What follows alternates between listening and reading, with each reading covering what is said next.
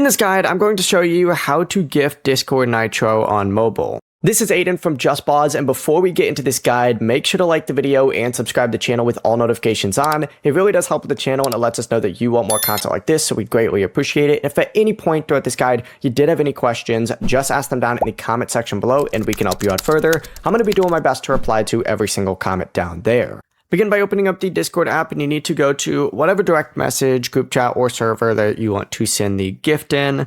Let's just say it's this guy right here. You need to hit this little gift icon on the message box, and you're going to see the option to gift Nitro to them. You just have to then select Nitro, and you can gift Nitro Basic, or you can just go ahead and get the actual Nitro on here.